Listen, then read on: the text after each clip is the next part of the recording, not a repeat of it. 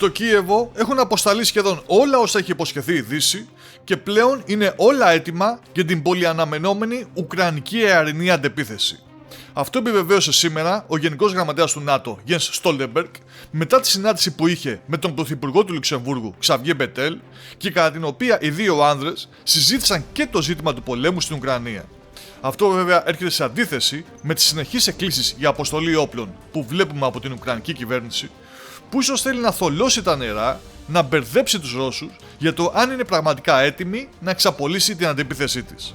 Ας δούμε όμως τι επακριβώς δήλωσε ο Jens Stoltenberg κατά την κοινή συνέντευξη τύπου. Overall, through the contact group led by the United States, NATO allies and partners have provided unprecedented support to Ukraine. More than 98% of the combat vehicles promised to Ukraine have already been delivered. That means over 1,550 armored vehicles, 230 tanks and other equipment, including vast amounts of ammunition. In total, we have trained and equipped more than 9 new Ukrainian armored brigades.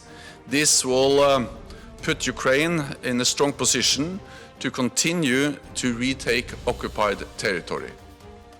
Για 9 τεθωρακισμένες ταξιαρχίες μίλησε λοιπόν ο Γενικός Γραμματέας του ΝΑΤΟ και καθώς παρακολουθούμε πλάνα από την εκπαίδευση ουκρανικών πληρωμάτων σε τεθωρακισμένα άρματα μάχης Leopard που έλαβε χώρα στην Πολωνία, τώρα καταλαβαίνουμε καλύτερα γιατί υπήρξε η προχθεσινή πληροφορία από τη ρωσική πλευρά ότι θα ρίξει στο πεδίο της μάχης τα δικά της σύγχρονα TAF-14 αρμάτα, καθώς όπως βλέπουμε έρχεται η μητέρα των μαχών με μια πολύ μεγάλη αρματομαχία, μια σύγκρουση δυτικών και ρωσικών αρμάτων μάχης που όπως όλα δείχνουν θα κρίνει σε πολύ μεγάλο βαθμό το αποτέλεσμα αυτού του πολέμου. Φυσικά δεν υποτιμάμε και τις άλλες μονάδες που θα λάβουν μέρος, αφού έχει υπάρξει ευρεία εκπαίδευση ουκρανικών δυνάμεων ακόμα και στη Μεγάλη Βρετανία και στη χρήση πυροβολικού αλλά και σε άλλα όπλα όπως στα αντιαρματικά Javelin. Άλλωστε και τα ρωσικά μέσα ενημέρωσης, ιδιαίτερα στα social media, έχουν κρούσει το καμπανάκι του κινδύνου ότι η Ουκρανική αντεπίθεση πολύ πιθανόν να ξεκινήσει με πολλαπλά χτυπήματα στα μετώπιση των ρωσικών δυνάμεων, ώστε να αποκοπούν από τις ενισχύσεις και τον εφοδιασμό με πυρομαχικά, τονίζοντας μάλιστα ότι πιστεύουν πως ακόμα και η γέφυρα της Κριμαίας θα αποτελέσει στόχο των Ουκρανών. Φυσικά, κανείς δεν γνωρίζει το σχέδιο των Ουκρανών και έτσι αναμένουμε να δούμε πώς θα χρησιμοποιήσουν όλον αυτόν τον δυτικό οπλισμό που τους έχει σταλεί και αν οι Ρώσοι καταφέρουν να αποκρούσουν την αντεπίθεσή τους ή αναγκαστούν να υποχωρήσουν.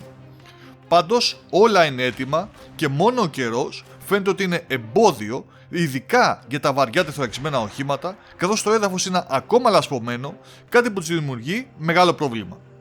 Από ώρα σε ώρα, από μέρα σε μέρα, όλος ο κόσμος παρακολουθεί με κομμένη την ανάσα.